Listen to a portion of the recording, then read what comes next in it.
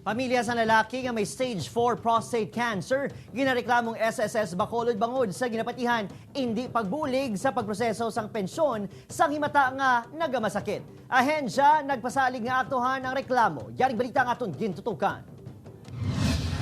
Sa ini nga magamay nga katre, nagaligid ang 61 anyo si Ramon. Hindi ni makabangon bangod sa balatian nga prostate cancer.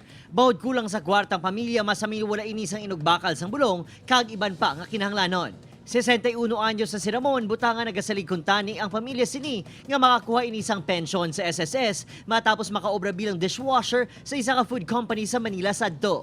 Bisan daya permam kadadlaw, bisan sa pain na lang nga mabakal namon, hindi kami kabakal.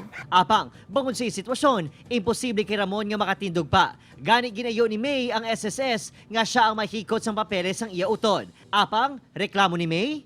Ang nahimo nyo sa akon is wala ka mo may mahimo. Gusto nyo gid makita ang personal, mabudlayan kami sir magkadto didto. Ayhan at tumangon nyo ang pasyente namon nga kapalalangsot. Nakigangot ang GMA Regional TV sa SSS Visayas West 1 Division.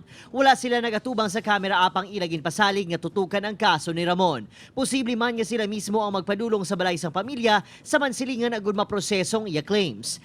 Pagsulundan sa SSS nga personal nga magpadulo ang pensioners sa ila talatapan ukon may representative ang ahensya nga makigangot sa pamilya. Ito na tagaan man ko nila tansab na nga makuha ko muna akong pensyon.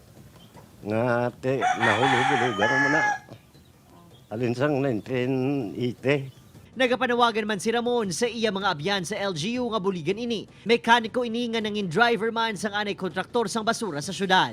Sa maluyag magbulig kay Ramon, makigangot kay May Panes sa numero 0916-603-9864. Upod, Kirinal Casillo, Adrian Priatos, 1 Western